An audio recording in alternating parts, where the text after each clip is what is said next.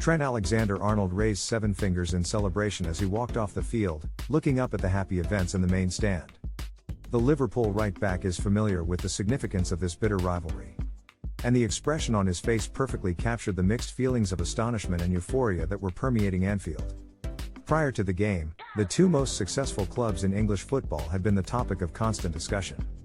This season, Liverpool's decline had coincided with Manchester United's improvement under Erik ten Hag. United, who had gone 7 years without winning at Anfield and were fired up from winning the Carabao Cup, smelled blood. Yet on a day that will live in infamy, they received the harshest of reality checks. The term defeat doesn't even begin to capture what happened. The humiliation was total and utter. Forget that Jurgen Klopp's team only received 3 points, the consequences will be much more significant. It's unlikely that we will ever see anything quite like it again. Inhale it all. It surpassed Liverpool's 7-1 victory over United in 1895, when United was known as Newton Heath, as the largest margin of victory in the club's 211 previous encounters. Along with Wolves, 1931, Aston Villa, 1930, and Blackburn Rovers, 1926, it was also United's heaviest defeat ever. During the waning minutes, the Kop yelled, "We won 8," desiring to end the humiliation of their guests. This was a fantasy world for Liverpool.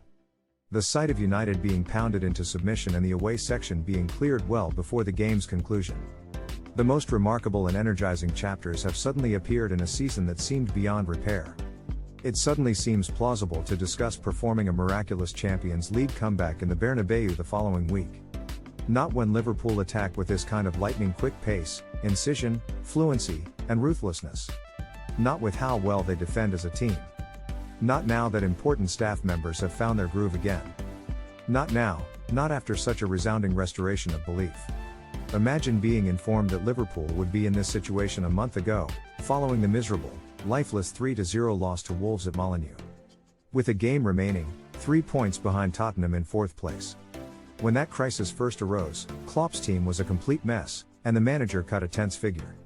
At one extreme, his team was brutally honest, at the other, they were dreadfully exposed. Everything seemed out of place. Out of 12, they had only earned 1 point.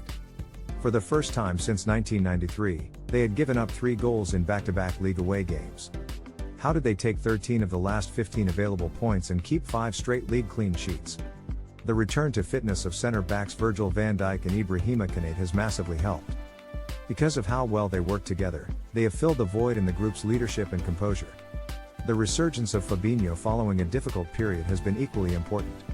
At Anfield, there was only one standout Brazilian holding midfielder, and Casemiro was most definitely not it. On one side of the field on Sunday, captain Jordan Henderson's expertise was beneficial to Fabinho, who made 3 interceptions. Harvey Elliott's youthful exuberance, who each claimed an assist, was on the other. Henderson, 11 times, and Elliott, 45 passes, were the only players on either side to gain possession the most. Elliott also ran the furthest, 10.11 kilometers. Despite the hosts' frequent and dangerous counterattacks, Liverpool's balanced midfield trio all made significant creative contributions in the final third. Liverpool shone going forward as their front 3 went wild. The sight of them going all out in the second half was what was most encouraging. Following an exquisite pass from the great Andy Robertson, Cody Gakpo scored the opening goal. There have been previous moments of clarity. But this was Klopp's revamped frontline's first significant sustained assault. Liverpool were gloriously relentless, even though United pitifully surrendered. In order to sign Gakpo from PSV Eindhoven in the January window, they outmaneuvered United. And like Darwin Núñez before him, the Dutch striker is really thriving after a rocky start. A virtue is patience. The importance of time spent on the practice field is clear. And it shows in their games. Both Gakpo and Núñez are 23 years old, and their understanding of one another is growing. To score 2 goals each in a match of this magnitude will only help them advance. Such a day was also for the old guard. The club's all-time leading Premier League scorer is now Mohamed Salah. Despite playing 61 fewer games, surpassing Robbie Fowler's total of 128. "It's very unique, I won't lie," Salah said. "I had this record in mind ever since I arrived. After my first season, I believe I was constantly pursuing that record. It's incredible to have defeated United with that outcome. To celebrate with my family, enjoy a cup of chamomile tea, and get some rest, I'm going home." With his latest 2 goals and 2 assists against United, the Egyptian has now scored 12 goals in 12 games. More than any other Liverpool player, actually. How cruelly he treated Lisandro Martinez. When Salah scored the 6th goal, there was an incredible uproar as he threw off his shirt and accepted the applause of Anfield. But the avalanche of emotion after Liverpool's 7th goal reached a new pitch. How appropriate that David De Gea's 8-year tenure at the club would come to an end this summer when Roberto Firmino, the substitute, nutmegged him. Teammates rushed over to join him in the celebration. Top performance, freak outcome. A truly special evening, said Klopp. I believe everyone witnessed the boy's talent.